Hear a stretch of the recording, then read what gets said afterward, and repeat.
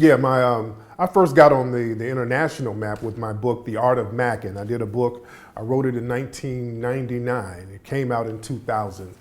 And it was a dating book, but it was coming from the perspective of a guy who's laced with a little bit of game. And it was kind of teaching guys how to have some game when you're dating out here.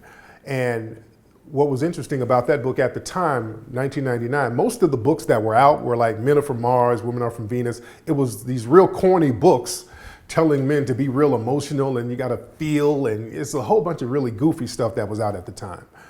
And I wanted to write a book from a real dude's perspective. Young dudes going to the club, spitting, hollering at girls and what they think and what works. So I put the book out, The Art of Macking, just kind of feeling and seeing how it was going to do. And the book became a huge seller, man. And we sold 250,000 copies of that book. I was all in the media.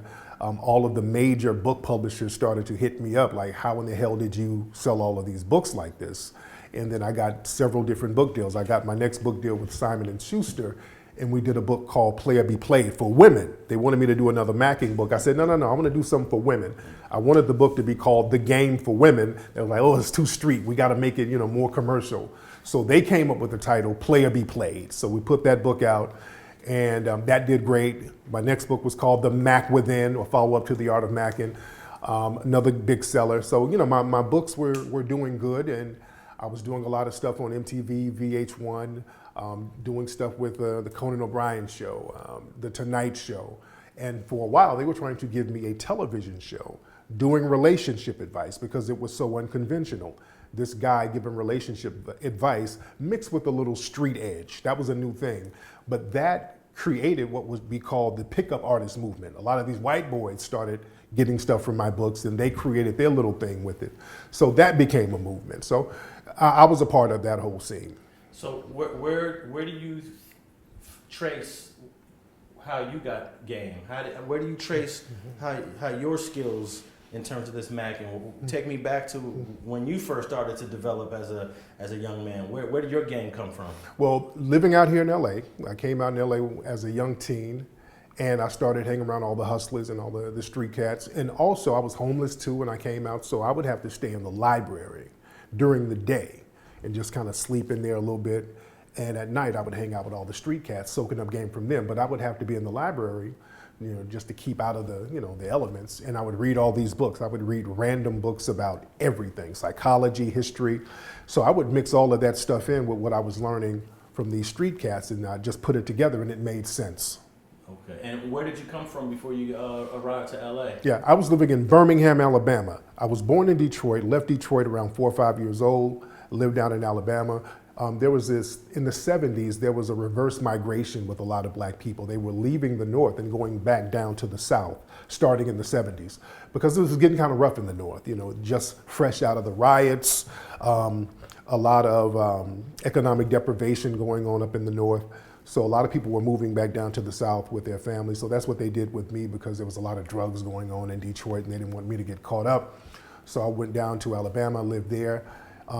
Bored as hell. Much love to Alabama, much love to Birmingham. I lived in Birmingham, Leeds, and all of those places. Good people, but it was just a little slow motion for me. I got a one-way plane ticket, came on out here to LA, and never looked back. What do you think was the motivation to pick Los Angeles as a destination? That was the furthest place I can go the ocean would stop me from going further. I had to get as far away as possible. I didn't want to go to New York because, again, I'd lived in Detroit and I knew what the cold was like. So, you see LA on television, you see all of these people at the beach, you see the palm trees, and that's when they used to really sell LA. Beverly Hills Cop, movies like that. Everything you saw about LA was just glitz and glamour, and I wanted to get into music production too. So I came out here and hit Hollywood Boulevard and saw what it was really like. And remember, this is in the 80s, so it's like, damn, this is nothing like what we saw on TV. So it was a culture shock, but as a young kid, that was okay because, when you're young and you go through trials and tribulations, your mind can handle things better than when you're older. When you're older, a lot of psychological shocks your body and your mind can't really deal with it. So I was rolling with the punches. Yeah, it is a culture shock for people who don't know when they get here. Because yeah. all you have about LA are the images through television, magazines, newspapers, and things of that sort, right? Right, and gangster rap wasn't even out yet, so we didn't even know about the rap scene. So that whole image wasn't out, so nobody knew about the gangs and all of that stuff out here. In between, when I got out here, man, again, I wanted to do music production. I like to tinker with drum machines and stuff, so that was my thing. I wanted to come out and do the music thing. I wanted to be like Full Force and all of these hip hop music producers. I was a real big hip hop head. And I wanted to deal with music. So I was working in little studios doing beats for a lot of local groups. At the time, during the late 80s, early 90s, you had a lot of the gangsters and the drug dealers who had rap artists at the time, or even they rapped. So they would come in and buy studio time. We would sell beats for real cheap. So I made a living doing that for a long time. So that's how I started learning and getting connected with a lot of the street dudes. They would all come in the studios. And in the early 90s, a lot of people put all the gangster stuff on death row. That gangster stuff was going on in the music industry with everybody. A lot of people were on that, running up in record labels, gangstering record deals and stuff like that. So that was a thing out here that a lot of folks don't know about. So there was a lot of gangsters involved in the music industry and the studios and stuff like that out here. So that's how I got connected with a lot of those cats. Now, were you thinking about race and white supremacy? Because now that's what you're known for now. Mm-hmm. But it seems a little unusual writing a book about macking and how to get chicks, Mm-hmm. and then understanding the vestiges of slavery and then white supremacy and racism. Those are like kind of polar opposite themes. Mm-hmm. Well, what's interesting, I've always been conscious about the racial aspect of everything because I would get books from guys. They would give me books from Shahrazad Ali. I read Dr. Welsing's book in 1991, blew my mind. Back in those days, we would get VHS tapes of Khalid Muhammad and other conscious people, also from white people like Jordan Maxwell. I think it's Jordan Maxwell or Maxwell Jordan. It was a white man who would talk about conspiracy theories. So a lot of these knowledgeable underground tapes were circulating around LA. We can go down to the SO1 bookstore, some of these other bookstores, Malik Books and places like that, and get information and still kind of be, with the gangster goofball shit, but we still would get knowledge too. There's always been that dichotomy. If you talk to the average street dude in LA, most of them are very intelligent. Even if you go to jail, you talk to some very intelligent brothers. Just because a cat is in the street, that doesn't mean that brother is not intelligent. The people who put me up on Dr. Welsing's book, these were street dudes. A lot of dudes who put me up on books and gave me knowledge and game were some of the most gritty gangsters niggas you ever want to see. There's always been that dichotomy. So I've always been race conscious, and when I did my book, I'm just talking about it from the perspective of relationships, but what was interesting, more white people started getting my books than black people because I started going on MTV, so my books were going internationally. So black people who would ask me questions about the book would be, hey man, if I'm at the mall and how can I get this girl? White people would always ask me racial questions about the book. Hey, does this work for a white guy? What, if I do this as a white guy, can I do this? I'm like, that's a very interesting perspective to look at it. The race thing kept coming up. And according to Dr. Welsing, race is in everything we do. We're dominated by white supremacy. And if you keep talking about something, all roads are going to lead to racism. She said that, and that's absolutely true, because when you're dealing with relationships, you're dealing with procreation. And when you're dealing with procreation, you're going to deal with race, because all of the laws that we've had in this country, they've all boiled down to stopping us from procreating with white people to a certain degree, keeping the races apart or keeping the races controlled as far as who they're sexually involved with. You understand? So when we look at a lot of laws, the basis of it is race. The Loving versus the state of Virginia. You know that movie Loving, which is that about? That was a racial case because in Virginia, a lot of black people or people who were later classified as black were actually Native American. The woman in that Loving versus Virginia case, she's actually a Native American. She's not African American. A lot of folks don't know that. There was a white man named Walter Plecker changing everybody's birth certificates. If a person looked black or their parents looked black, he would just change them to Negro, even if they weren't Negro. That's what that case was about. She married this white man, and she was really a Native American, but they said, hey, you're a Negro, because we changed your record years ago, so now it's illegal for you to marry this white man. So that whole loving thing, that was a racial case, even though it was about relationships. So relationships in race, there's always this constant about it. So I had to talk about the elephant in the room when talking about relationship. Let's get into this race thing and let's really tackle it and knock it out. You know, it's interesting. I was listening to this lady, a black woman that was married to a white man. She called on the radio station and she says, I'm married to a white man, but my husband is racist. And she started telling stories about how her husband treats her. And I said, how is that possible that a white man could fall in love with a black woman, marry her, have a family, but the wife believes that her husband is racist towards her? Mm-hmm. That happens a lot. That happens when a lot of people think if you're dating or marrying somebody of another race, especially in a race that's in a superior position over you, that person will not be racist. We have to understand that slave owners had black mistresses all the time. You understand? Thomas Jefferson, who was really the father of white supremacy, because he started writing books like the Letters from the State of Virginia, really codifying what white supremacy is. He wrote a book talking about how inferior black people were and how supreme white people were. And he got a bunch of black goddamn kids in the field picking cotton. And he probably was in love with Sally Hemings. Huh? Yes, he was. Yes, he was. So a lot of these people who are in these relationships with black people, when you're in a relationship with somebody, especially sexually, you are in an equal position with them. Two naked people in the bed are equal. So when you get out of that bed, you have to establish, okay, I'm supreme. So yeah, I just had sex with you, but I had sex with a nigga. So you're still beneath me. You have to establish that you are in a superior position. So we have to understand how race and relationships really tie in with each other. So what you're saying is when you were doing your Mackin books, there was an element of race associated with those books, even though it wasn't overt or wasn't planned like that? It wasn't even planned like that. I'm looking at relationships from my perspective as a black man. And white people started reading the book and they were like, okay, this is interesting. As a white man, can this work for me? How can this work for me as a white man? But this black person is in an authoritative position. So how can I flip this for me as a white man? So what a lot of these white authors started to do, they got a lot of information from my books and they started kind of remixing it and calling it pickup artist stuff. You understand? To suit their community. It's the same stuff. They just kind of changed the wording around.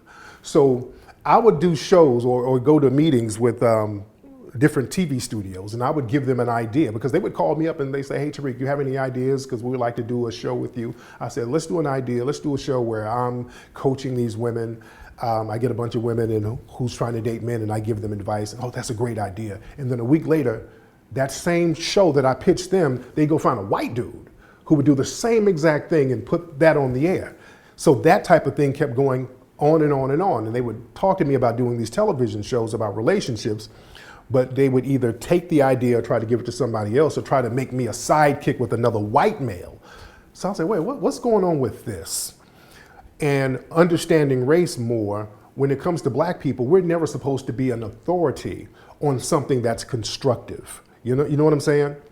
We're supposed to be authorities on something ratchet, something nefarious, something devious. So they'll get a black person to be an authority on, gang banging. They'll get a black person to be an authority on shooting. They'll get a black person to be an authority on twerking. But getting a black person who's an authority on having good, decent conversation, they're like, that's cool, but it'll be better if we get a white guy to do that. You see? So we kept looking at the racial element as far as that. Okay, so living in Birmingham, Alabama, down south, did you find yourself exposed to a lot of the discrimination and racism that you speak about today? I don't know how many years you spent down there, but is the South certainly a place where an individual is confronted with those types of racist issues more so than being out of the South? You know what's interesting? When I came out to LA, I saw more racism here than down there. It's very interesting. People think that it's just the South is racist, the South is racist. If you go down south, the white people, even though they might be racist as hell, many of them are conservatives, quote unquote, they're hospitable. meaning that they've already established a certain relationship with the black people. The black people are going to live over here. The white people live over here. They might run into each other at the Winn-Dixie supermarket. They're cordial. Your grandma might work for them as a maid. So there's a cordial type of thing. It's not hostile. Even though you're dealing with white supremacy, they're still in a position where they're in an authoritative position, but it's hospitable. They're like, hey, how you doing, Eddie Earl? You know, they'll speak to you. When I came out here to LA, it was much different. It was hostile. You know, the white people were living off in the suburbs. Black people were not living anywhere near each other out here.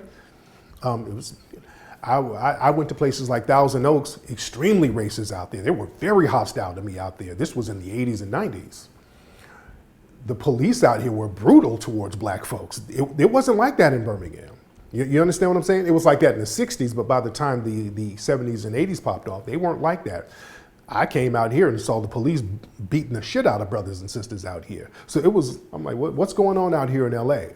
Well, I think William Parker, the chief of police during the 1950s and 60s, actually recruited down south and had officers here. So even though this is LA, yeah, most of the people in LA are descendants of people from Texas and Louisiana. Mm-hmm. So that's that southern mentality maybe getting transplanted and transported into the beautiful Los Angeles. And that's a cop-out from white people. They do that shit. You know why? Because they like to put all the racism on the South. Yeah. That's a cop-out. California has always been racist. Always. From its inception. When they had our sister Biddy Mason out here. There's a sister who was enslaved. And this is another thing about California. There was slavery out here in California. San Bernardino started off as a slave colony. A lot of folks don't know that. The Mormons came out here and they had a whole bunch of black people enslaved. The officials knew about it. They didn't do anything about it. They didn't have slavery on paper because they wanted California to be a free state, meaning they wanted white people to be able to come out here and kind of cut it on their own. They knew if they made it a slave state, the rich slave owners would come out here and get all the prime land and property. So it would be the South all over again. So they wanted to give a fair shot to white people who were not wealthy landowners. So they didn't have technical slavery out here on paper, but slavery was out here. They used slave labor up there to mine gold in Northern California. Slavery was all over here. Biddy Mason was a black woman. It was a very famous case where she talked to some black people out here and they said, hey, you're on free land. You know you can be free now. So there was a court case downtown LA, a whole big thing where they were trying to get her free and she actually won her case. They got like a little monument downtown that's off in the cut called the Biddy Mason Museum. It's not a museum, it's a little bullshit plaque. We're trying to get a street named after Biddy Mason because this woman she was a slave and ended up becoming the wealthiest woman in California, and they act like this woman doesn't exist. So there's always been that type of racism. Bruce's Beach, when they took the black people's land over there in Bruce's Beach and they just gave back the descendants, they gave them some kind of compensation, which is Manhattan Beach. So that racism has always been here. They try to say that, well, it was a whole bunch of whites from the South who came in the 50s and 60s. Bullshit. They were always racist out here. They've always had segregation. Glendale was a sundown town. Black people couldn't even go to Glendale after 6 o'clock or you'd get killed or locked up. So the racism has always been here. Back to Biddy Mason. Yeah. Even though there was definitely racism in the state of California, Los Angeles, but she was able to go to court and a judge ruled in her favor, rightfully so. So to a certain degree, she was able to, she won her freedom in the state of California, something that she probably couldn't have gotten in any other state at that time, which I think was 1860 something. So, you know, even though California wasn't enforcing these slave owners to not bring slaves here, at the end of the day, I think the courts made the right decision. Yeah, and let's be clear, it was kind of a technicality because black people couldn't testify against the white person in court out here. So she couldn't actually testify against the white man. What happened was the white man, and I forgot his name, but he got ran out of town. He went back to Utah or Texas somewhere. So he wasn't here to testify. So she kind of won by default.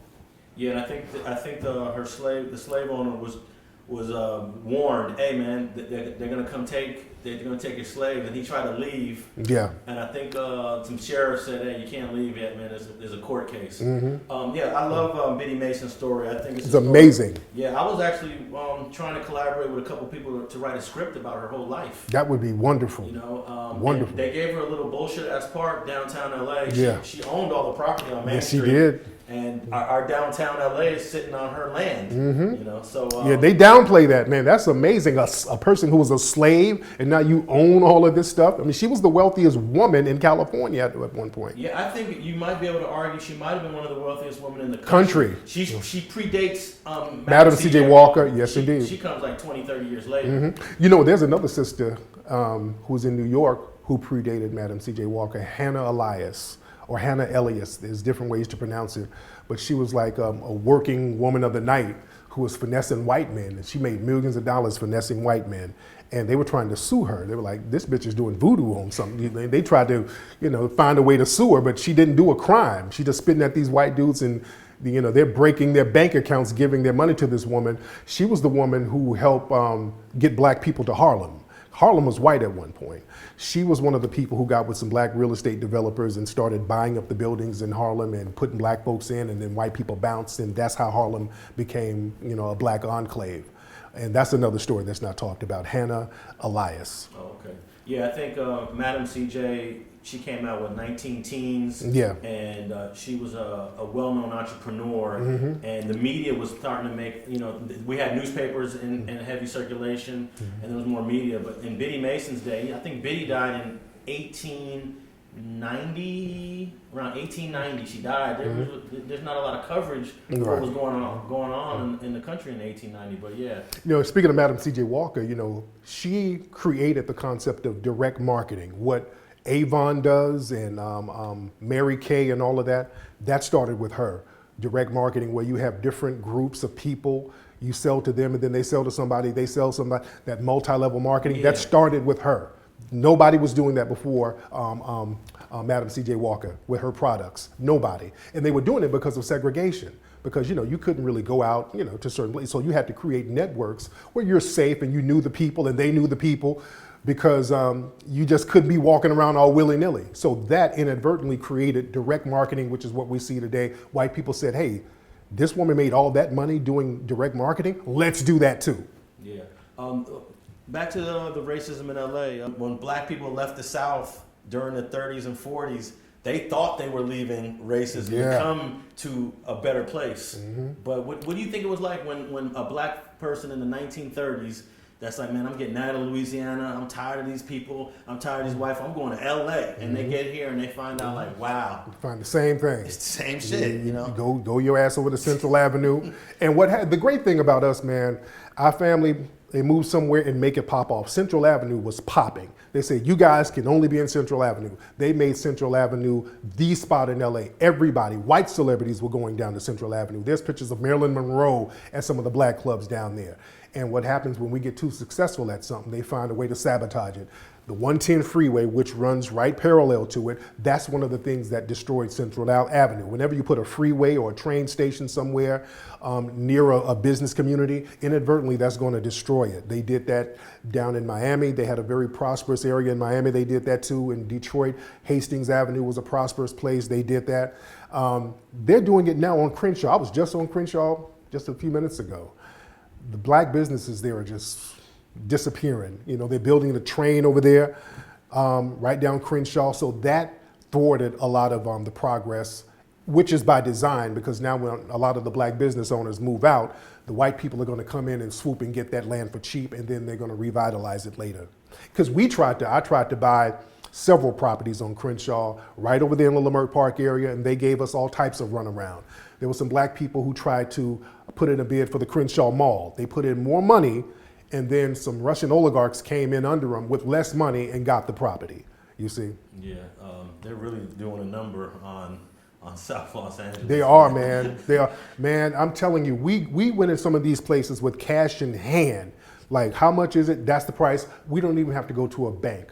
We'll forward you the money today or whenever you need a deposit. And they just gave us the runaround on Crenshaw. Like I told you earlier, we're getting the museum right down the street on Jefferson. But the gentrification out here is serious, and the way they target people who are trying to do black business out here, it's real. The racism has not gone anywhere. Okay, I want to get into some of that gentrification stuff, but Yes. I want to go back to, we're talking about Biddy Mason, Yes. Adam C.J. Walker.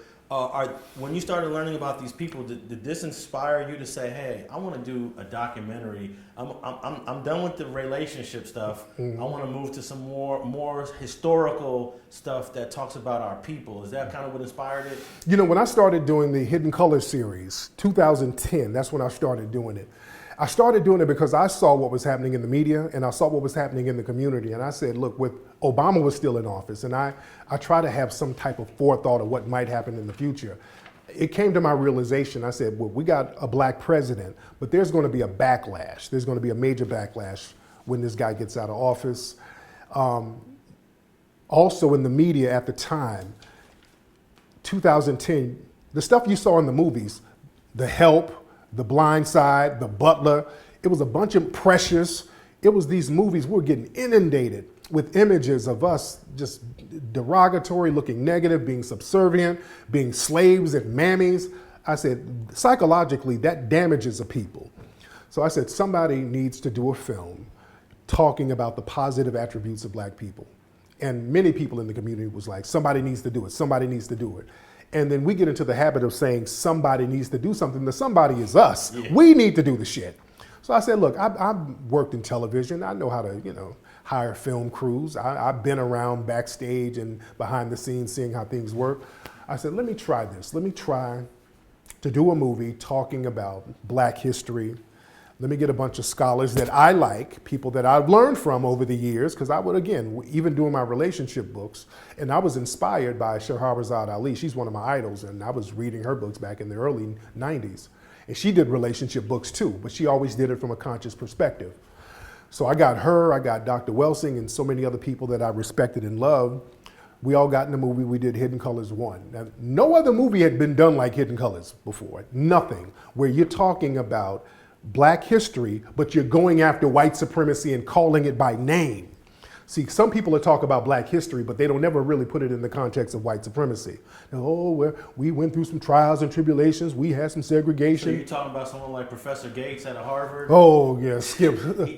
Skip the truth. They call him Skip the Truth, yeah. He doesn't go as hard as he could. He don't go as hard. He's real lightweight on it. Well, he's a Harvard guy, right? Yeah, so he's got to walk delicately? Yes, he does. That's where he get his money from. He's a boule guy. He gets his money from these white people. But some of his information, I don't want to really throw him under the bus. I mean, I learned a lot from Skip over the years, but he can go harder. Yeah, he knows. But again, he knows where the money comes from, though. I got some books by Skip Gates did a series of books, I think with Yale or some university, whatever, but they did some books talking about the African art or black art in Europe, and these are like very expensive books, but they're beautifully done, a lot of pictures. So I got books with Skip Gates. So he knows the truth and he knows the information, but again, when you're getting money from the dominant society, you're not going to go that hard on him. People criticize Skip Gates in one of his series that he did on PBS. They found out that Ben Affleck's family was slave owners, and Skip Gates was working behind the scenes to hide that shit because he didn't want to embarrass Ben Affleck. So he does little stuff like that. We don't do stuff like that. You watch my movies, everybody's gonna get this damn work. Because we don't get our money from the dominant society. We raise our money up on a grassroots level so we can go hard. So we put that movie out. I remember sitting in the movie theater because we got a theatrical release and the whole shebang. No other film had been done like this. And I'm sitting in the theater with a hat on in the front row. So this shit is, if people don't like it, I'm gonna sneak out of here. And the movie was 2.5 hours long. And I'm thinking, okay, are people gonna be bored? Is this too much? Is it too little? And we got a standing ovation. People didn't want to leave the theater. The movie took off, man, and the Hidden Colors series is the biggest selling black history series ever. No other film series about black history is more successful than Hidden Colors. When did you achieve that? At what part did you put out when it got to that point? It started with part one. Part one was a huge seller. And again, all of them were huge sellers. Every time we put one out, it outsells the next.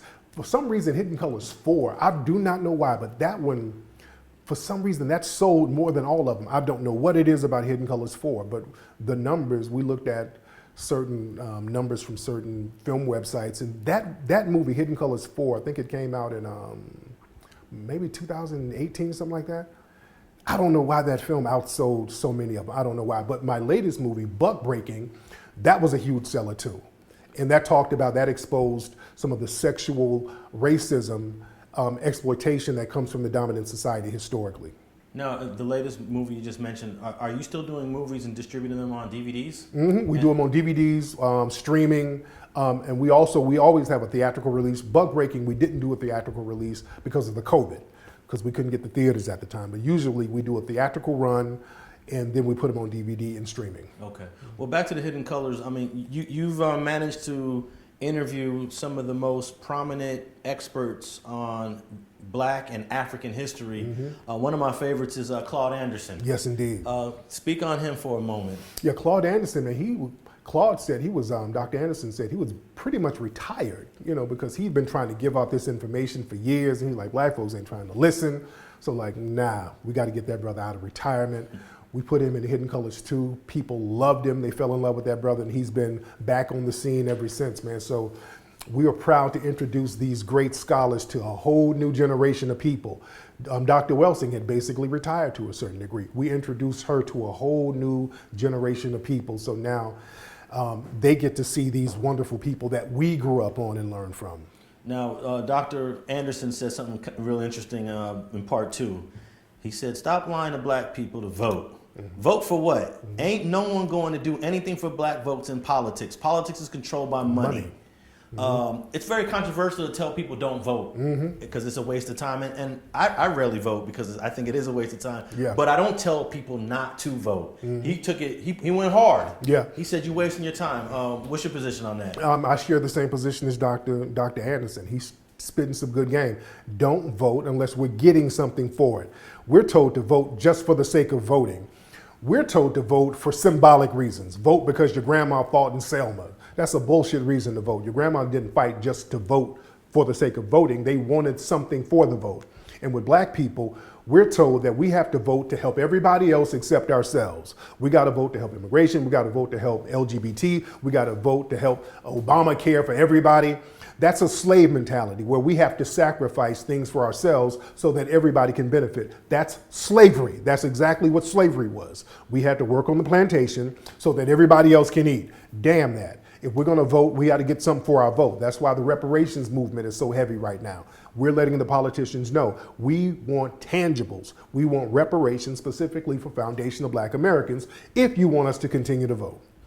Okay, so in your Hidden Colors series, you've finished at part 5, and you've covered a lot of things throughout it, economics, politics, but there's a theme that pretty much goes through all of them, and it's undeniable, but the importance of Africa is through all your themes. It's almost more than even talking about America in some of your series, but in some of your recent monologues, you have a lot to say about African folks.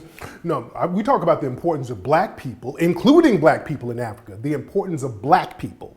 Because when we talk about Hidden Colors, we talk about black people all over the world, which we're all over. Yes. We talk about the black presence. There's black people in Asia. There's black people in Polynesia. We talk about the importance of understanding that black people are global, including Africa. And we talk about the importance of us all getting on code with each other so that we can become an empowered group. So that's the thing we talk about. Now, can we be in code with each other from being from different countries, but we all share the same amount of melanin, but you're from Jamaica, I'm from the United States, this person's from England. Can black people internationally be on code? We can be, because the white supremacists are internationally on code. You understand what I'm saying? They're the global minority, but if you go to England, the white supremacists in England will act like a white supremacist in Australia, and the white supremacists in Australia will act like the white supremacists here. They've never met each other. They will all get on code. They know the code when they get around black people. Automatic.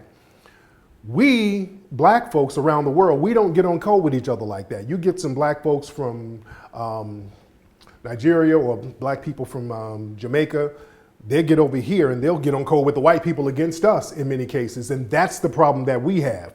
They're not getting on code as a black international group as we should, like the white supremacists do. And we're not trying to get on code to harm anybody. We want to get on code so that we can protect each other from white supremacists' evil deeds. So is this really a huge problem that black immigrants come to the United States, they align themselves with the white establishment? Is that a huge problem? That's a problem, and the reason why it's a problem, because a lot of them, and we have to be very honest about this, they come from societies in their homeland where they're tribalistic, and they're not even on code with each other where they're from. They have a gazillion different tribes. They are very tribal, and they are very hostile towards each other as far as getting resources. And then when they come here, they look at us as another hostile tribe, but we don't look at them the same way. We don't have that type of tribalism over here with black people, foundational black Americans. All black people are just black. We welcome everybody. Our parents and grandparents don't say, stay away from those Jamaicans. Don't go to that Nigerian's house. We don't do that because we understand that we're all treated as niggas under the system of white supremacy. So this is why we fought for everybody to come over here who was black. Remember, white people didn't want to let no other black people over here from the Caribbean or Africa. In the around 1915, 1916, they had a law that they were putting out here to stop black Caribbeans and black Africans from coming over here. It was black people on the grassroots fighting to thwart those laws. People like Booker T. Washington, other black people in Tuskegee fighting around 1915 saying, hey, we're not going to do that. We're not going to discriminate against those brothers and sisters who want to come over here. You're not doing it to white people, because they had just built the Panama Canal down there in South America, Central America. So after it was done, they're like, okay, where are all these people going to go? Because the US was helping to pay some of those immigrant migrants to go down there to build that Panama Canal. So now where they're going to go? They wanted to come here. They were like, no, we're not going to let that happen. Black people fought to get them here. That's how Marcus Garvey got here. Marcus Garvey got here a year later because the black grassroots was helping to fight for that. In the 1960s, the 1965 Immigration Act, it was black people fighting to get other African and Caribbeans over here in large numbers because we wanted them to act as reinforcement for us. We're fighting these white supremacists, we need some backup. So when people come over here and not get on code with us and get on code with the white supremacists, that is a problem. Well, doesn't it work that maybe the black immigrants that are coming from the Caribbean and Africa may not get on code, but once they have kids here, and once those kids grow up, they grow up more like black Americans, and then you get that second generation on code. Does it work like that? In some cases it does, but you're going to follow the instructions of your parents. If you got some parents who come from a background where they're somewhat hostile towards us, because we hear all the time how immigrant parents sit up here and say, okay, you go find you some white kids to kick it with. Stay away from them Akatas. They got all types of negative names that they have for foundational black Americans. Akata in East Africa, some of them call us Jareers and Abids, and the Caribbean, stay away from those Yankee kids. So these people got all types of weird words for us, and we're looking at them as just another black person. Hey, that's my brother. He's cool. He's dressed funny, and I'm gonna clown him for dressing funny. The nigga got on some bullshit clothes, but that's still the little homie, so we cool. So we can't have a one-sided Pan-Africanism. That's why there's this FBA movement going on now. Like, hey, we're gonna have to erase the board and let's start chalking up all of the people that's doing some shit that's constructive and the people that's doing things negatively. Because now for a long time, we've kind of ignored the people from the immigrant class who come over here and just kind of be funny style towards us because it didn't really affect us. Now we're in a position where some of these folks are getting elected to certain positions where they're calling shots on what's going to happen in our lives. So that's when we're saying, hey, wait, we can't have this person who looks like me, who looks black, but they're from another place, so they're not in the same realm as us. They think that there's something different from us, but they're acting as our representative. Hell, Barack Obama was that. He's not a foundational black American. Barack Obama's Kenyan and didn't do shit for black people. Yeah. You understand? I don't think people realize there's nothing black American about Obama. Nothing about him that's black American. And that, you know what, now I started to notice this about a decade ago. I said, wait a minute. I started looking at all the people that was connected to the White House who were in positions of power. And I said, wait a minute, these people, none of these people come from slave backgrounds in America. And I said, that can't be a coincidence. So Barack Obama, his family didn't descend from slaves. Eric Holder, He's from the Caribbean. His family didn't descend from Well, slaves. there was a lot of slaves in the Caribbean. No, I'm talking about here. Oh, Here. That's different. Yeah. Here, No, right but here. if you're from the Caribbean and you black, you most likely are a descendant of Right, slaves. but I'm talking about here. Yeah. A foundational Black American. Yeah, That's very important. I think Colin Powell is from He's Jamaican. He's yeah, Jamaican, yeah. right. It's very different. You connected to the soil here because your energy is going to be different. That's why when you look at movies now, when they talk about slavery and civil rights, they'll get a lot of African actors to do those roles now because a lot of foundational Black American actors who would do those roles, they would get on those slave plantations and those ancestral memories would pop up and they would kind of flip out. John Amos, he talked about being on the set of Roots in the 70s and they were filming on a plantation. He freaked out on that plantation because those ancestral memories come up. It gets too real for you. Our brother who recently died, Michael, what's that brother? He was in The Wire. Michael Williams? Yeah. He was on, I think, 12 Years a Slave. He had a breakdown on the plantation. You did? He went down there and filmed, had a breakdown. A lot of our actors and actresses, they get on these plantations and you feel that damn energy. So they don't want to hire Black Americans to do So they're like, if it gets real for them, that's going to get real for the viewer. You know what I'm saying? That's going to transfer to the viewer. They don't want us to get it, to get that energy that's too real like that. So they really make a lot of these movies for white people to enjoy. You dig? Yeah. Now you mentioned FBA a couple times. Yeah. This is a term that I think I first heard about this term maybe 2 years ago. Do you have a book or an ebook about? Yeah, I got a book. Yeah, yeah, I got a book. Well, I got a book really talking about my experiences. It's called Foundational Black American Race Beta. Yeah. Talk about this term. Where did it come from and what inspired that book? The term Foundational Black American, I really got that term from Claude Anderson. I'm a big student of Claude Anderson, and I would chop it up with him, not just in my movies, but I would have him on my podcast, and he would talk about how unique Native Black Americans are. He would use the term Native Black Americans, and he would talk about how unique we are as far as our lineage. We are a unique group, which is true. And I started using the term Native Black American, but sometimes that term would confuse people because they thought, well, do you mean a Cherokee who's mixed with black? Do you mean a Choctaw who's mixed with black? So that term would be somewhat confusing. So I said, let's do another term. Let's tighten that term up so that there won't be any confusion. So foundational instead of native, because black people, we are the founders of this nation, meaning we're the foundation. We built this nation from scratch. So white people couldn't even say that they did that. But you changed that term? Yeah, I did. Okay. Yeah, I came up with the term foundational Black American based on Native Black American from Claude Anderson. Wow, that's deep. Yeah.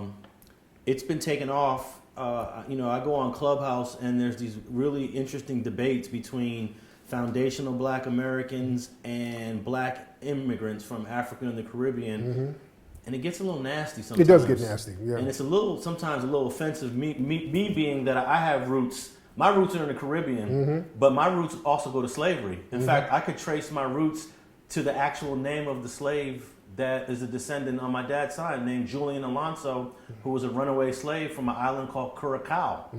Not too many people can name the person in their family who was that slave. So I feel like my history and my background is very similar to foundational Black Americans, but there's this divide now.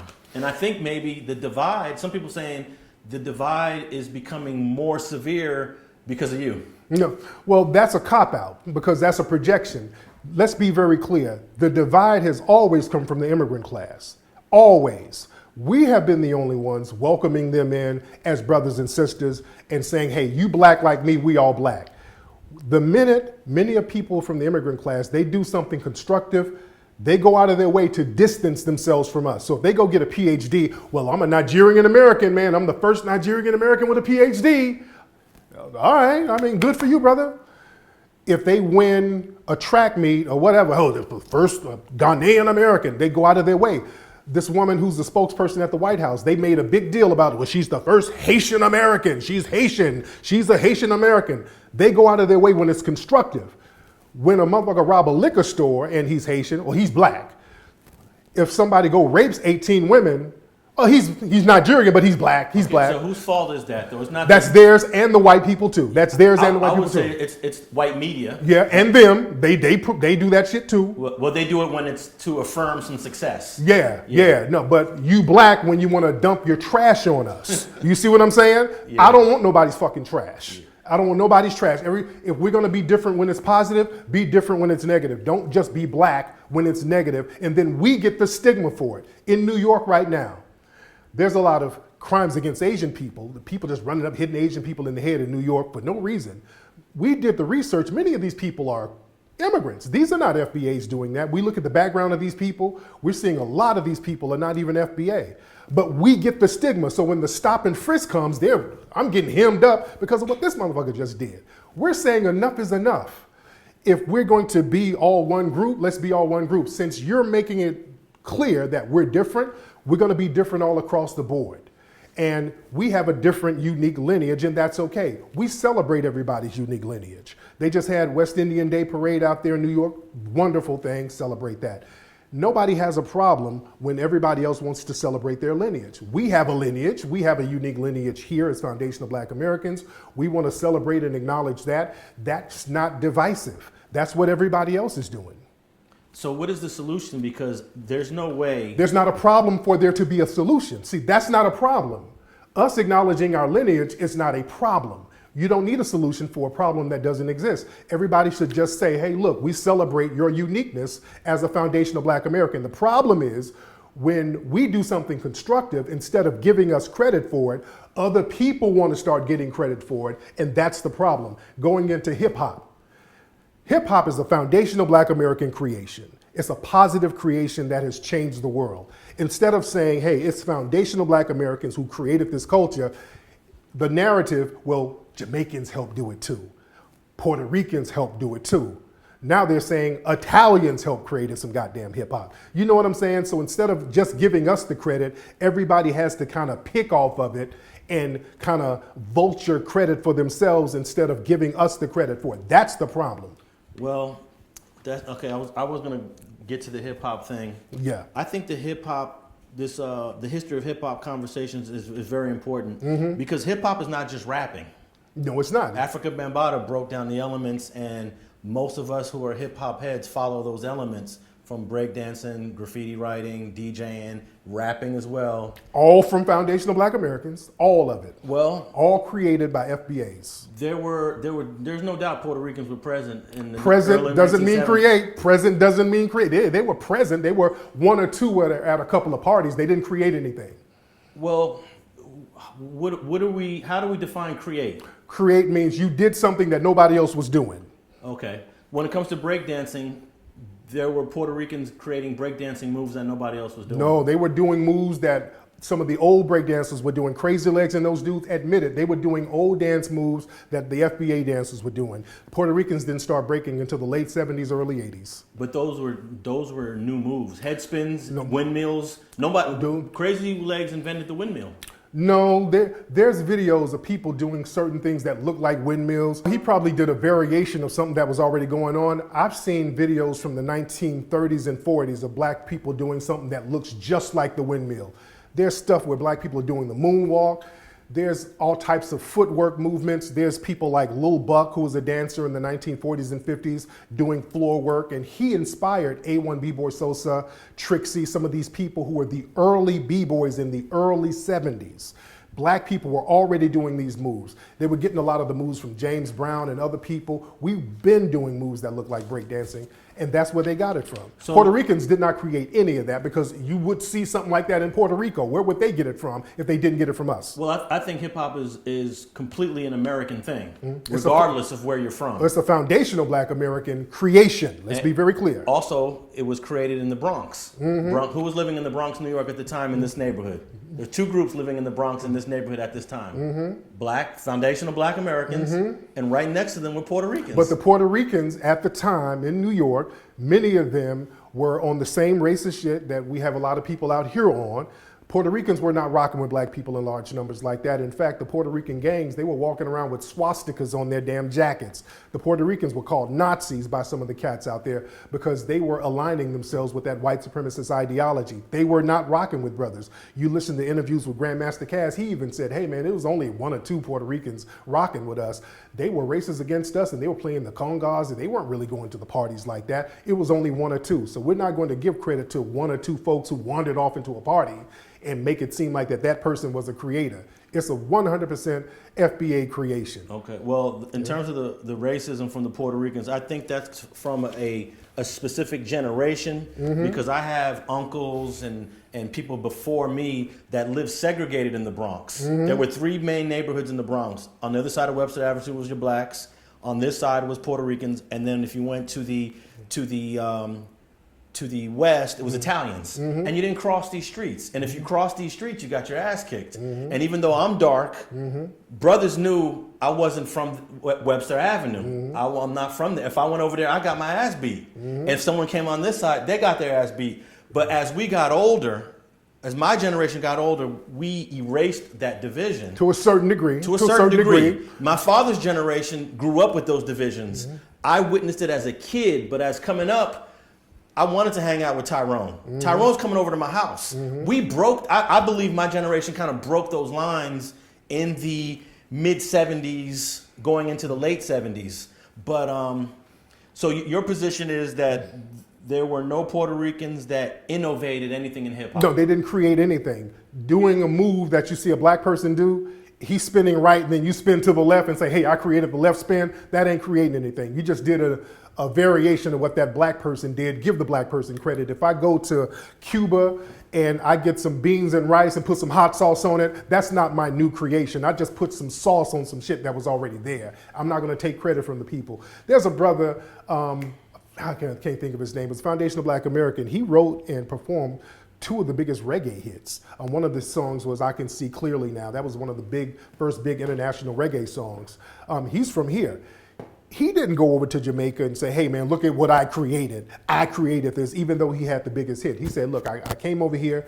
I respect the culture. I love what they were doing. I did my version of it just to pay homage. It became a huge hit, but this is their thing. That's how you do things with respect. You don't come over and do something that you see another culture doing, because the root of hip hop comes out of the Carolinas, if we're going to be very honest. That's why many of the B-boys and the DJs in the Bronx, their roots are in the Carolinas. Even the B-boying music, James Brown is from the Carolinas.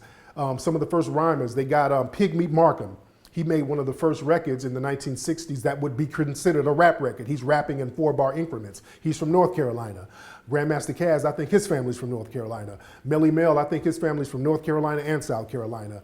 One of the first female MCs. Well, everybody black in New York City. Yeah. If you black in New York City, everybody's got family in the Carolinas. That's what I'm saying. Yeah. And so up in the Bronx, the root of that's coming out of the Carolinas. We got to give them credit. It didn't come out of Jamaica. There's absolutely nothing from Jamaica that influenced hip hop. Even Kool Herc, when he came over, he had to get rid of all of his Jamaican culture and really get more Americanized. According to him, he was doing what he saw the people in the Bronx doing. So we got to pay homage where homage is due. Okay, so Kool Herc is considered one of the first DJs of hip hop, right? There were others. Yeah. There were other, Disco King Mario, who was before him, Flowers. The thing is, a lot of these DJs, they played break beats, but they played a lot of disco. They were primarily known as disco DJs. What set Herc apart, he played break beats. He didn't do any of the disco stuff. He said, I'm just gonna stick with the break beat stuff. These guys tamper with the break beats. I'm just gonna do primarily break beats and pander to the black spades and the street crowd. And that's how he got his niche in the Bronx.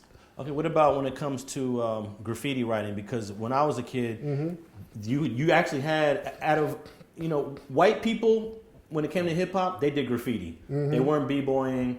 They weren't. Some of them were breakdancing, but they were doing graffiti out. If you went to a writers meeting at a writers bench in the Bronx, you're gonna see Puerto Rican kids, black kids, and white kids in 1975, 76, 77. So what is your position on how graffiti evolved to become a integral part of hip hop? The thing about graffiti, it was started, modern graffiti, meaning tagging your name on a wall in an artistic fashion, that got started by one dude, a foundational black American out of Philly named Cornbread in the early 1960s. Very well documented. He's still alive. He's still doing interviews now. We're going to get him for this new documentary I'm doing. One dude did that. He was doing it artistically. That became a real big thing. He got known for doing that, and then it spread into New York, tagging your name in a very artistic fashion, and that's how it took off. Again, we created all that stuff. Yeah, what he did was he just wrote his name. He did it in an artistic way. It was artistic the way he did it. Egyptians were doing it in an artistic way. We can right? we can go there. I'm talking about that's when writing on trains, top to bottoms, using 10 different colors.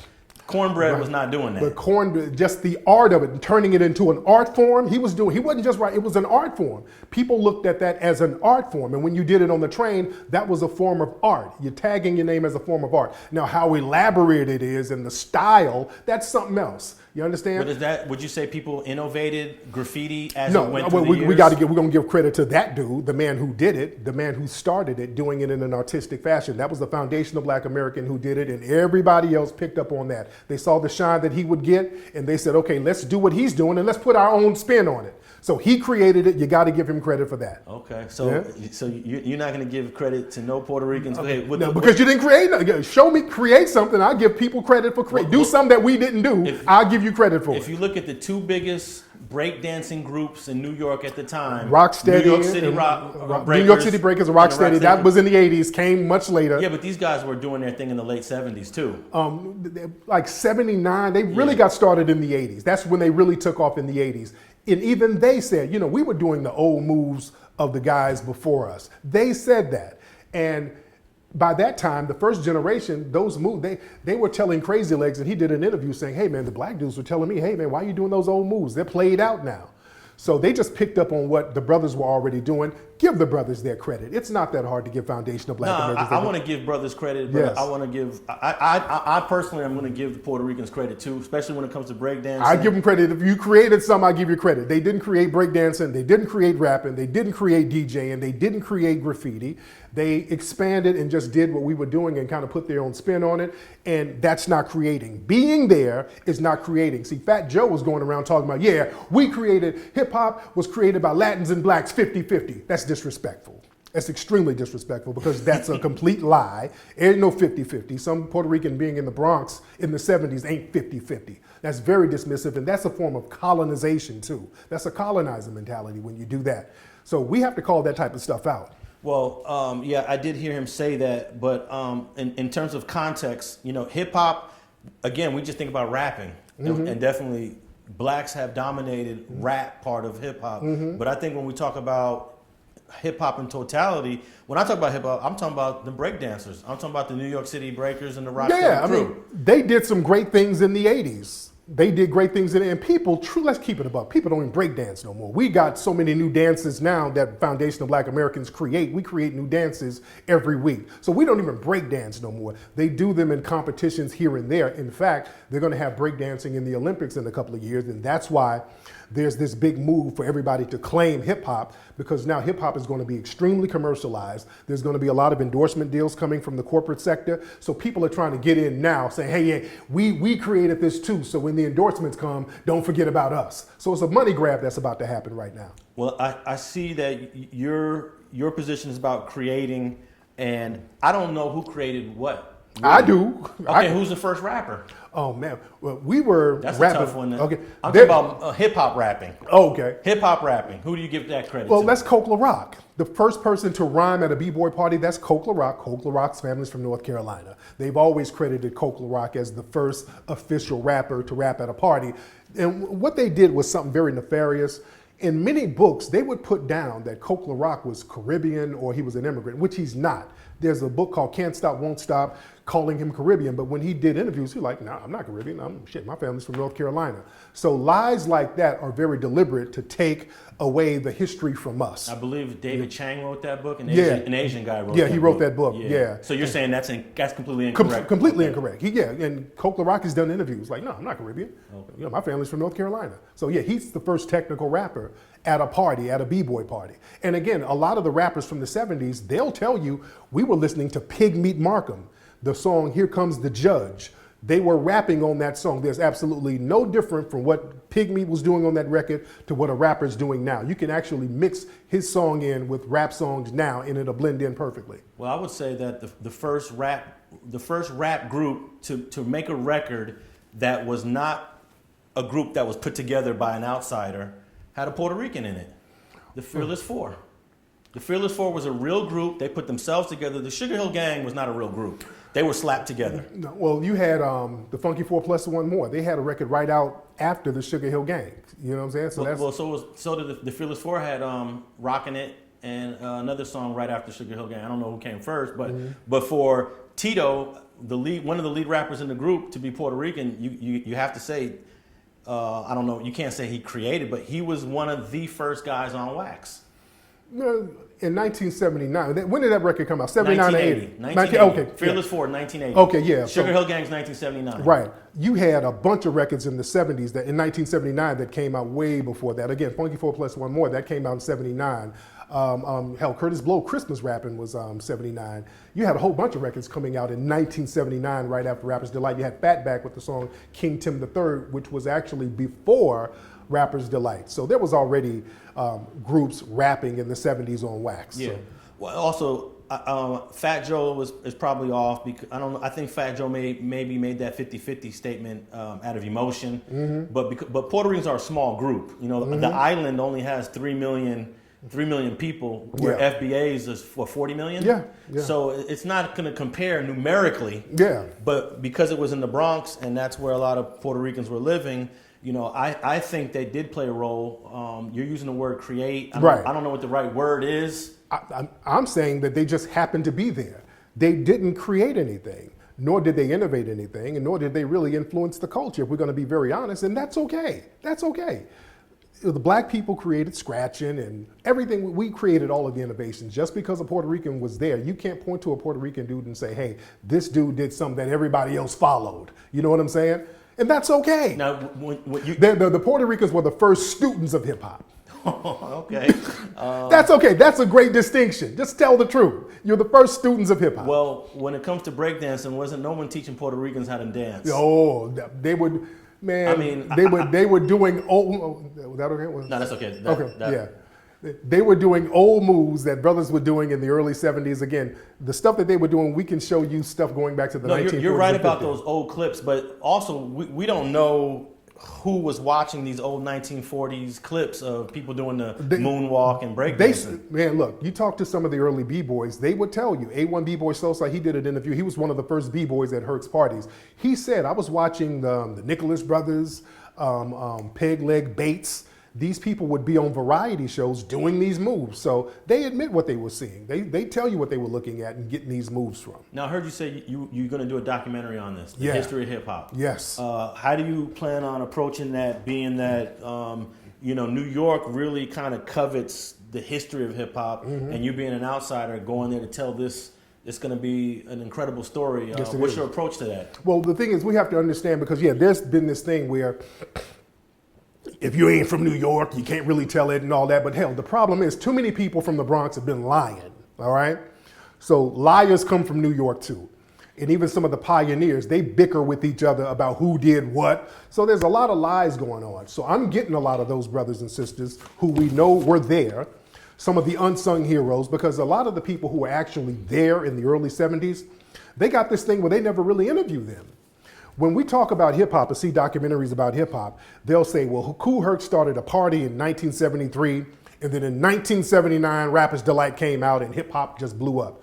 They skipped all of this stuff that happened right in the mid 70s. What was going on here? They never tell you. Everything is all mumbled up, and that's by design. Because when you start getting the chronology right, you'll start seeing who did what. And because there's so much mumbo jumbo there and it's all muddled, people can say anything. Well, the Puerto Ricans, they started this. Well, the Italians were doing this and this. So everybody starts lying. So I want to get the chronology right so we can tell the truth. There's so many great B-boys and MCs and DJs who were around that nobody ever talks about. Nobody talks about Disco King Mario, who somebody say is the real innovator of hip hop culture. We need to know who he is. I want people to know who Shyrock is, the first female MC. What made her get on a mic and spit the way she spits? Really, Melly Mel and those guys. Nobody really knows Melly Mel's background. Who the fuck is Melly Mel as a person? What made this dude rhyme that tight in the mid 70s like that? What was his influence? What was this dude thought? What was his thought process? That's a more interesting story than to tell me about some mythological Puerto Ricans or some mythological Jamaicans who was toasting. That don't make no sense. We didn't get hip hop from no goddamn toasting. We got to stop lies like that. Black folks in the Bronx weren't listening to Jamaican music. Even Herc said he wasn't playing no Caribbean music. We didn't get anything from toasting. Let's tell the truth. I'm a truth teller. Well, there were some prominent Puerto Ricans from the 70s, like Charlie Chase, who's the DJ? Whip, Joe Condo, and I mentioned Tito from the And Joe Condo, he was a photographer. Photography is not an element of hip hop. Just standing somewhere and taking a picture, that don't mean, photography existed before Joe Condo. And shout out to, he took great pictures. He took hip hop's baby pictures, but that don't make you a creator. What did you think of the documentary from 1982 called Style Wars? It's kind of the first hip hop documentary. Yeah. I'm trying to remember most of it. I can't remember too much of it, but I remember seeing little bits and pieces of it, but I can't remember all of it. It was mostly about graffiti. Yeah. There was some breakdancing in it. Crazy Legs is in it in 1982. And look, I was a fan of Crazy Legs. I used to break dance in the 80s. We love Crazy Legs. Yeah. Look, he's a phenomenal dancer. I met Crazy Legs in Hawaii one time at he was going to a competition. So they bring Crazy Legs all over the world to teach breakdancing, and nobody's taking anything away from Crazy Legs. He's a phenomenal dancer, just didn't create it. Yeah, well, he created some moves. Yeah, I think there's some moves that people do all around the world that he actually innovated. In fact, in Style Wars, in that documentary, he talks about creating the elbow support into the windmill, into the backspin. That ain't creating breakdancing. That's just creating a move. One of the most popular moves in breakdancing was created by Crazy Legs. Yeah. That's just creating a move of something that was already established. But can you also argue that whoever the pioneers of DJing, rapping, graffiti writing are, they didn't really create it either because they were inspired by some, like you said, people were looking at 1940 stuff. So technically, nobody really created anything. They just innovated and evolved it, right? Now, when you get something and because everything inspires the next. So you get something and you say, okay, that move that guy did, that was cool. So let me create a whole dance genre based on that. So now you are creating something. Just like with music, funk really came out of jazz hits. When you listen to some of the early funk records, like James Brown, he'll have a hit like da da ba ba. That comes out of jazz, and hitting the music on the one that goes into P-funk and the funkadelic stuff. So one movement inspires the others, but that doesn't take away from the people who really created the genre. Now, do you think you're going to get a lot of pushback by not giving credit to Puerto Ricans, especially in this documentary? Because you're getting a little bit of it right now from Fat Joe and Crazy Legs. Yeah, and people are calling these guys out because people are asking them, okay, what exactly did you create? They're like, well, I was there at a party. That ain't creating. So we're getting all of this stuff straight. Creating and being there at a party, it's not the same. And we're just telling the truth, and there's nothing wrong with telling the truth. Again, this goes back to not wanting to give foundational Black Americans their credit for something positive. Anytime we do something positive, we're never supposed to get credit for it. We're supposed to share it with everybody else, and that's the problem. Okay. Because see, here's the thing that I don't like. When hip hop was birthed, and we were going through trials and tribulations as Black people, nobody was there to share the stigma of that we were getting with hip hop. Remember, hip hop got a lot of negative stigma and a lot of negative backlash.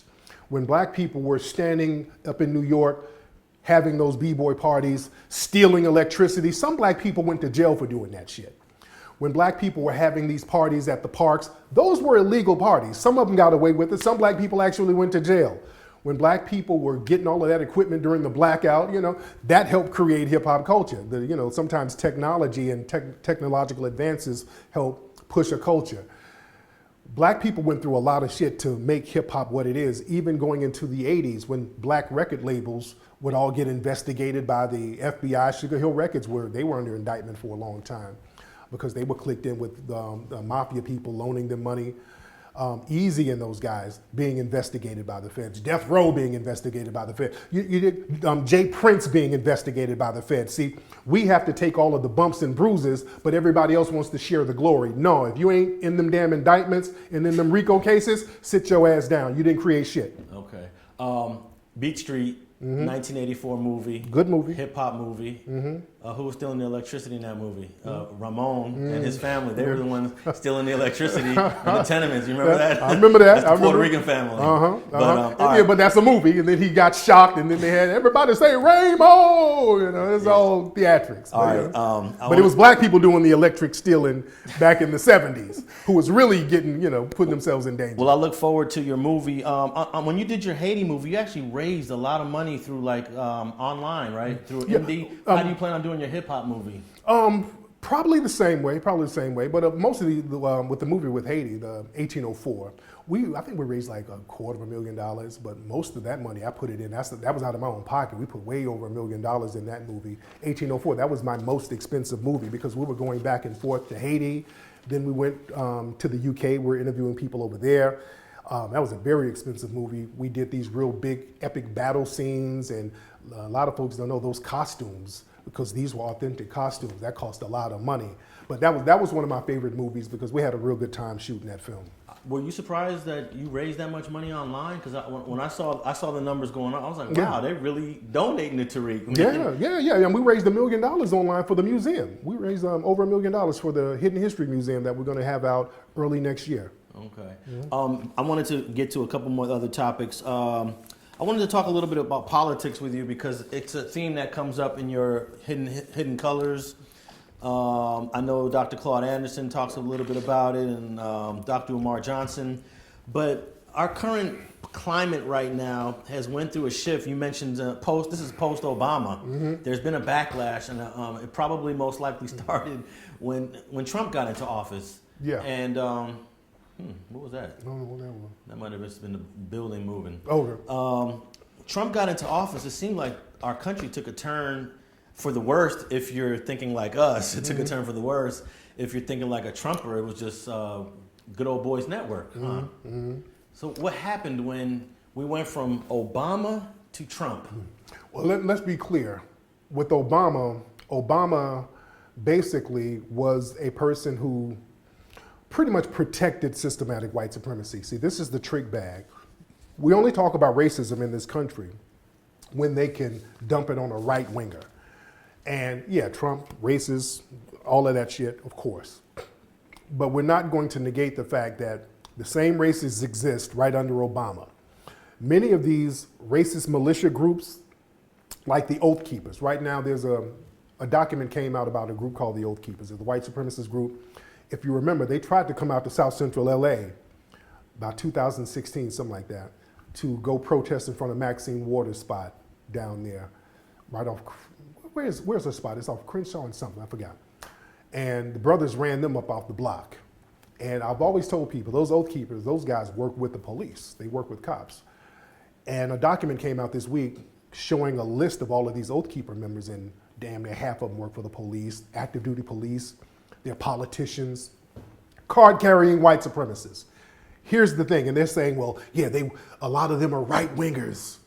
The Oath Keepers, they're right-winger politicians. Here's the problem. The Oath Keepers existed under Obama, too, and they didn't do a damn thing about it. I used to see those guys at the Ferguson protest, at the Baltimore protest, because I would go to these protests and see, hey, why is that militia group talking to the cops? So these same groups existed under the Democrats, but you never called them out unless you can dump them on the Republicans. So we have these card-carrying white supremacists who's shooting black folks 60 times in Democratic-run cities. Biden ain't doing nothing about it.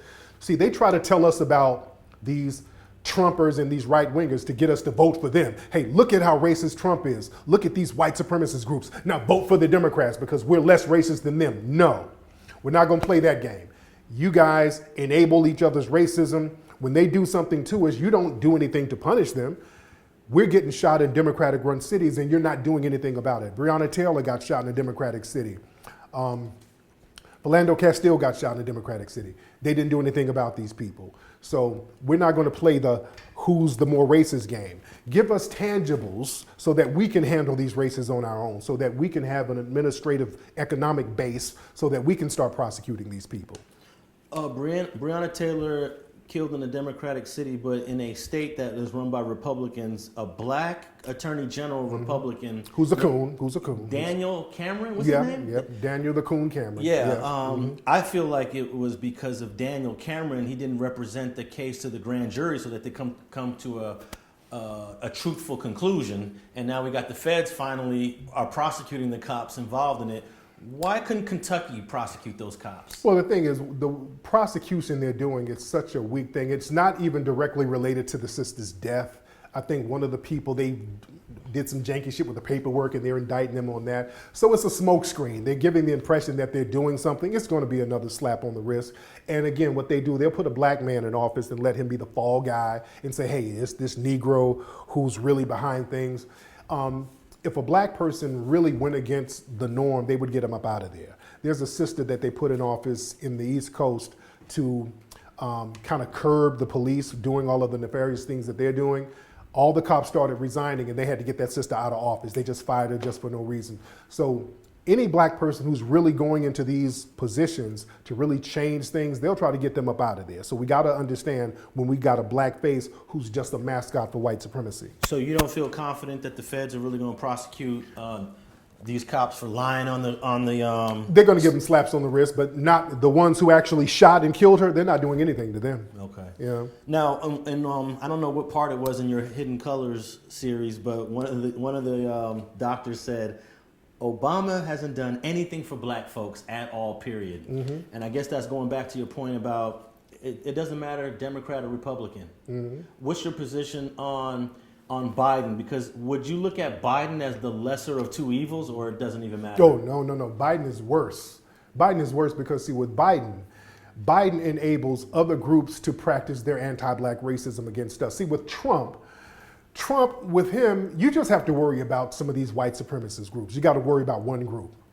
With Biden, this guy's empowering not only the white supremacists, but the anti-black Asians, anti-black Hispanics, anti-black LGBT.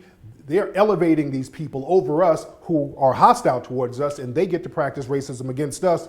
And then we get hit with anti-Asian hate crime bills and all of these other anti-LGBT hate crime bills. Those are directed towards us. So we're getting attacked from all angles with the damn Democrats. That's deep because so basically it goes back to Dr. Claude Anderson's point. Don't vote for any of these folks. Right? Yeah, unless we're getting something specific. See, they only give us something if they got to give it to everybody, you see. They'll say, well, look, black folks, we did something for you. Obamacare. That's for everybody.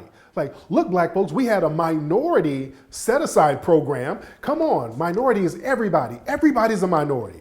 Literally, everybody can be classified as a minority. White, Asian, women, LGBT, handicapped, all of that is minority. A white person can say, I'm 135th Cherokee.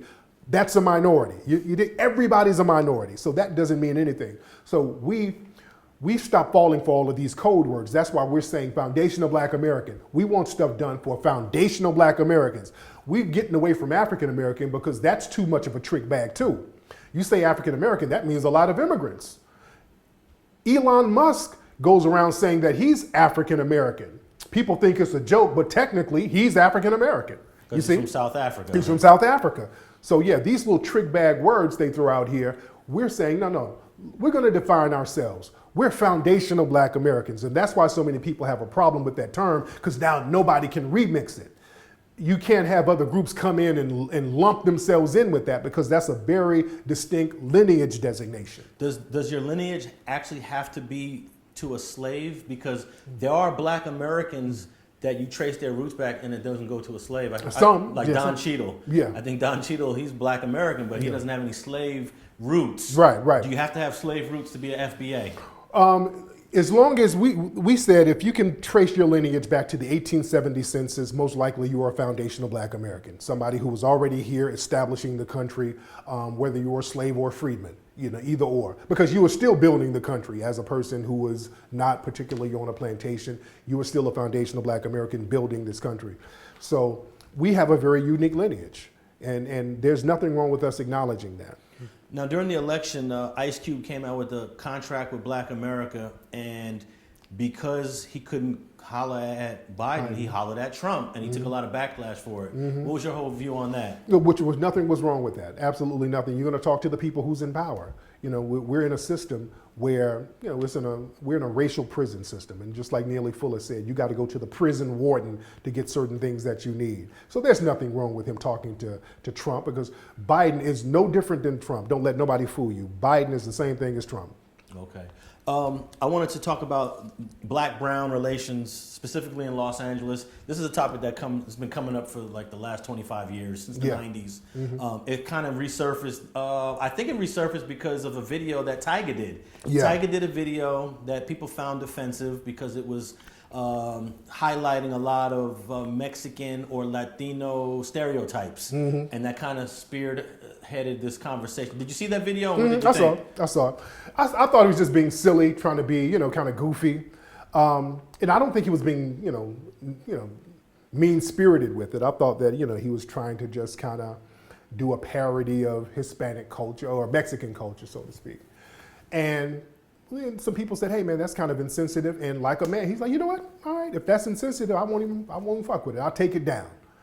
And the problem that a lot of people had is some of the people pointing the finger at him saying, "Hey, that's insensitive." These were some damn anti-black racists themselves. And they were like, "Hey, the dude pointing the finger at Tyga, look at what this dude has been saying about black folks. And it ain't no jokey joke shit. This dude is saying some real funny style stuff." So now that conversation has come back up with a lot of the anti-black racism that comes out of not just Mexican culture, but Latino culture. That's a real thing. And if we want to talk about a black-brown coalition, that's something that has to be addressed. Nobody ever really talks about the culture of anti-black racism that comes out of Hispanic society. That's always been there. That's been there for centuries. Now, you were talking about American Cholo is the Latino guy that did you put a video together of all of the things that he said? No, that was some people at No Jumper. They put some stuff together. Well, Adam 22 said he got the video from Tariq Nasheed. No, he didn't. He got that from his own people. No, I didn't put that video together. Okay. Yeah. So, but I had words with that guy before, the Cholo guy. Me and him had words online between each other before. Now, what is it? You guys been going back and forth on issues, and why is it difficult for a Latino brother and a black dude to kind of come to a happy medium somewhere? Great question, because I've offered Cholo to come to my joint. I've offered to go to his spot. He declined. Because, all of this, name calling, I don't do that bullshit. You see me and you say what you got to say to me right here. But he declined. My thing is, a lot of videos that he's done hadn't got nothing to do with me. That guy's been saying real slick shit about black people for years, and people have called him out for being an anti-black racist. Nothing to do with me.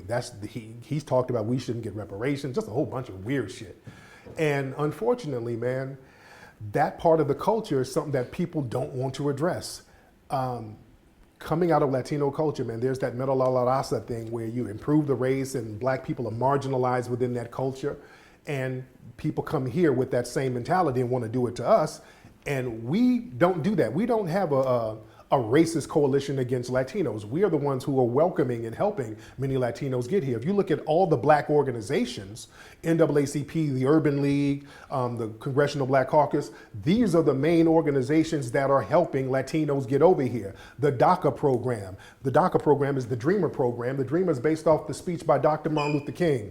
So we're always sharing what meager resources we have and using our political power to help these other groups come over. For them to come over and start talking greasy about us, where's the coalition? So we're saying if we're going to have a real coalition, we're not going to have another colonizer come over, and we're not going to assist another colonizing group to have the same anti-black vitriol towards us and us pretend that that's a coalition, because it's not. Well, in terms of the reparations, I actually had a debate with American Cholo on reparations, and in that debate, he actually said, "Alex, you actually have me looking at this issue a little bit differently." He has spoken against it from a perspective of tax-paying citizens shouldn't be paying reparations for other groups. That's his position. Which is ironic, because tax-paying citizens are paying for immigrants to come over to get housing and all types of food and medical expenses. So we do that now, but okay, all right. No, I found that as a weak weak excuse because Yeah. we pay for wars $40 billion a month, I believe, for the Afghanistan Iraqi war. Yes, indeed. We can't break some people off for reparations that are descendants from slaves. Right. I find, and you know, it really showed me that there is money in this government for reparations is COVID. COVID proved Absolutely. there is money. Absolutely. They pulled a few $1 billion out of nowhere. Yeah. You know? Yeah. Absolutely. But I've had pleasant debates and conversations with American Cholo. I myself wouldn't put the racist label on him because that's a high threshold for me. For me to call you racist, you got to reach a certain threshold that mine might be a little strict. Yours might be a little, you say one thing and you're already in that category. But there's several other people who've called him and said Yeah. that man's, that's not even a secret. Several people have established that this guy is pretty much an anti-black racist. Hell, even some Latinos said, hey man, you a little bit too racist for us. He ain't like us. They have distanced themselves from that type of stuff, which is good. That has to be called out. We can't coddle that type of stuff. See, Tiger, he wasn't being nefarious, and they said, that's racist, cut it out. He said, okay, cool. We can't coddle people who are practicing anti-black racism and normalizing it. There was a story that came out in the LA Times last week about how a lot of Latino supervisors out here in LA, there are a lot of discrimination lawsuits against Latino supervisors because of the stuff they're doing to black employees. They're doing a lot of slick stuff to black employees all over LA. That's a major thing, and there's several lawsuits floating around the city right now. We got to clean that up if we're going to have a real coalition. That's something that we just can't keep ignoring. Now, back to the reparations. There was a sister here in the state of California that wrote a bill that wants to push the needle forward on reparations. Mm-hmm. And then there's some conversation in Washington D.C. about it. Do you feel like we're getting closer to really making reparations a real thing? Yeah, we are. And the people working on it in California, I've been working with these people. They had some reparations meetings. I was a part of some of the online meetings. I spoke at some of them. So we've been on their bumper, really making sure the language is correct in some of these meetings and who's going to get what. Because what happens is you get some of these Democratic shield groups who basically want to undermine reparations. So they'll get out here and talk about what reparations should be for everybody. Any black person who suffered from discrimination and all that. No, we can't do that because that opens the door for reparations to be undermined. It has to be for a very specific group, meaning foundational black Americans. So we've been on them about the language. The language has to be very specific. So I think it will happen. We just have to stay focused about it. But I think it's going to happen. Give me your strongest argument in support for reparations and reparations right now. Reparations right now, and we should have been had reparations because foundational black Americans built this country from scratch. If it were not for foundational black Americans giving hundreds of years of free labor, this country would not be in the position it's in right now. And the whole argument was that was long ago. No, the money is not long ago. The money generated and the wealth is still here. Money doesn't disappear. It gets compounded and passed down through generations. The money has been passed down and the debt of slavery has been passed down generationally to us, and we have to be repaired. Nobody has a problem with Native Americans getting compensated. They don't say that was long ago. That was long ago, and they get casinos and they get compensated now. Nobody says, well, I wasn't there when the Native Americans are getting chipped off. No, I didn't have anything to do with Native Americans getting put on reservations, but my tax dollars go to help them.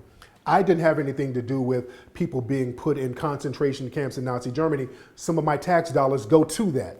I didn't have anything to do with the Japanese out here on the West Coast being put in internment camps during World War II. When they started giving them money in the 80s and 90s, that was some of my tax dollars.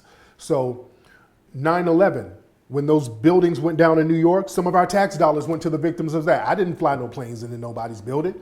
But when it comes to us, everybody wants to waive responsibility. Everybody has benefited from the slavery of foundational black Americans and the free labor that we provided the wealth for. Everybody benefits from that right now, and we are the only group has not been compensated. We have to be compensated for that. And how do you argue against somebody that is against reparations? Considering you said all of that, you will still have people say, I still don't support it. Well, that's just I'm white and I say so.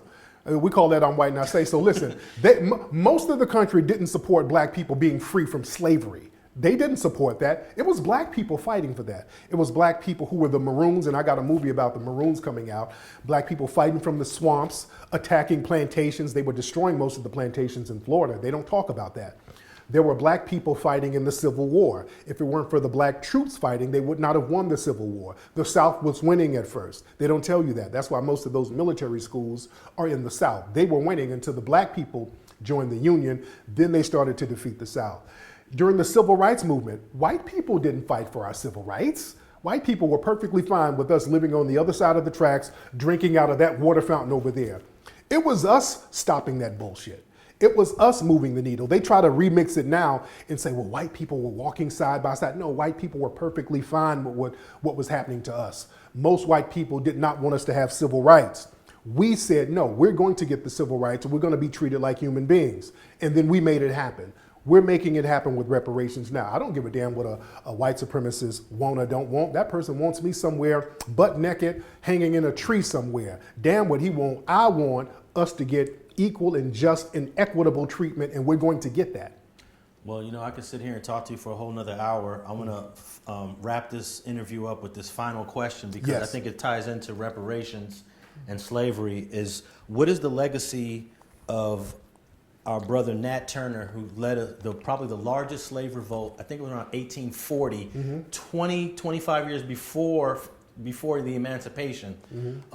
What is the legacy of someone like Nat Turner? Because sometimes he is celebrated, but sometimes he is vilified because of all the white people that were killed. Yeah. What's your position With on Nat Turner? He's a phenomenal brother, and that wasn't the biggest slave revolt. I get on that in a minute, but his legacy is phenomenal because he sacrificed himself. And this brother saw what was happening and said, hey, I'm going to put my life on the line to stop this or thwart this. And they've been getting generational revenge on Nat Turner for years. Even when he was killed, the white people boiled his body and got his oil and sold his oil. They were selling his skull. The family, his descendants, got his skull back a few years ago. So they've been punishing him in death. But understand that his rebellion was part of a larger play because there were slave rebellions all up and down that eastern seaboard going down into Florida. And you had black maroons because when he got caught, Nat Turner, he was going to a place called the Great Dismal Swamp. And that was a sanctuary for runaways and maroons to go where white people could not go. They just caught him before he got there. There were black maroons all up and down the East Coast going into Florida, beating the brakes off the white supremacists. The Seminole Wars was a real slave rebellion. They just don't talk about it in the context of a slave rebellion. You had these black maroons stopping slavery down in Florida, and they were successful to a certain degree because they fought for their freedom and got it. They made a deal with the U.S. to move out to Oklahoma. And that's a whole different story. But I got a movie coming out called American Maroon, should be out in December, to break that whole story down so you can see the legacy of that. And we're still the remnants of that legacy. We still have that maroon Nat Turner spirit where we're fighting against oppression and fighting for justice.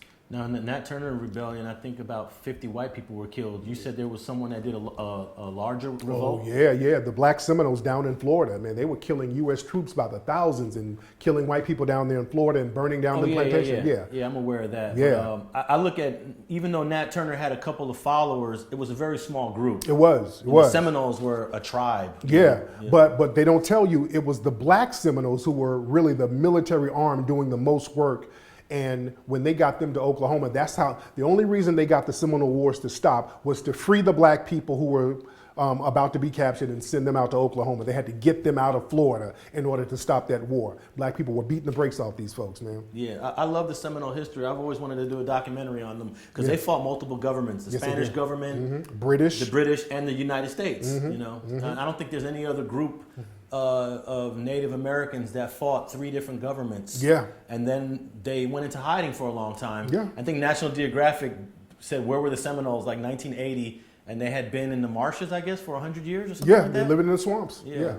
Well, man, I want to appreciate you. I kept you a little over, man, but we had some great conversation. Good conversation, man. This is going to be good. We got to do it again, man. Absolutely. Like in about 6 months, you got to come back here and do it again, man. And definitely, you should go on American Cholo. You know, I think the reason why American Cholo might not have you is because he might realize you're a voracious debater, and you come with receipts. Yes. And some people are intimidated by that. Yeah. You know. Yeah, because when I'm debating somebody, I'm not name calling and all that. We're gonna get down to some straightening with the receipts. Yeah. And I feel like we had a little mini debate here on Puerto Rican rolling hip hop. Yeah. And I I think history remains. We don't know the full history yet. I think when you do your documentary on this, you might uncover some shit like, oh, we didn't know this. Yeah. Oh, we didn't know I would that. love that, yeah. And throw that in there. I would love it. Whether Yeah. it's pro-black or pro-Puerto Rican, Yeah, you know. I would love to find some Puerto Ricans. Show me some Puerto Ricans who created something. I'll give you all the credit in the world. All right, man. Thanks for coming through Street TV. My man, I appreciate it. All right, and that's a wrap. Cool.